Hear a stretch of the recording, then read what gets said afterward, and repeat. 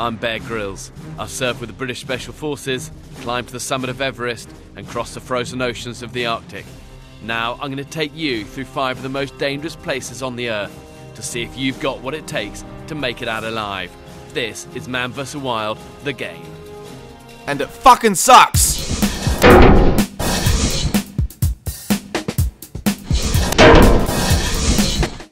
Man vs. Wild the video game is an adaptation from the growingly popular television series of the same name.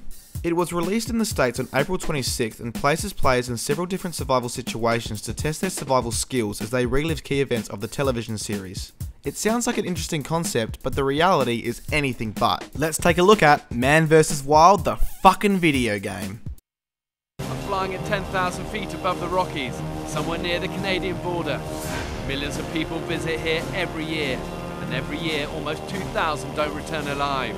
As you'd expect, there's no story. It's simply just one survival scenario after the other. This isn't by any means a bad thing, as it captures the same style as the television series and is therefore easy to accept. And it's not the lack of story in Man vs. Wild the video game that lets it down, it's the mundane gameplay. Man vs. Wild the video game is a mediocre combination of adventure, puzzle solving and platforming elements. The first flaw being that it was painfully repetitive. Now the game actually started out pretty fun as it showcased all of the cool things you could do throughout the game. Cool things like catching and cooking food, getting water, building fires and children were really cool to do at first, but it didn't take long for it to become mundane, and the sad reality was that in each and every scenario, you were doing practically the exact same thing.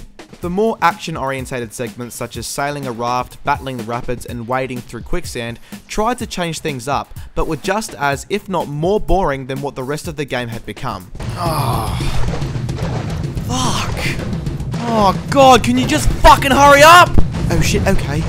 As Bear collects items in each mission, players can combine some with others to forge more useful items such as spears, slingshots and torches. However, this otherwise cool feature comes off feeling like a wasted opportunity, as players can only do this when the game tells them to, and it rarely provides them with the right moments to do so. The feature as a whole could have been more fleshed out. The entire game itself is also very linear, with an abundance of invisible walls to prevent even minor exploration.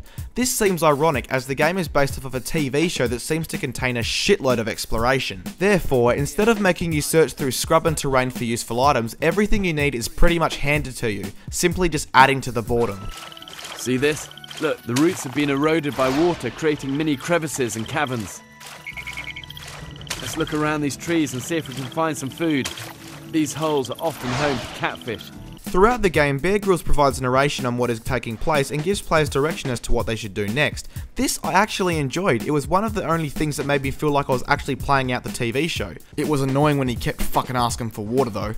Man, I'm so thirsty. I need water.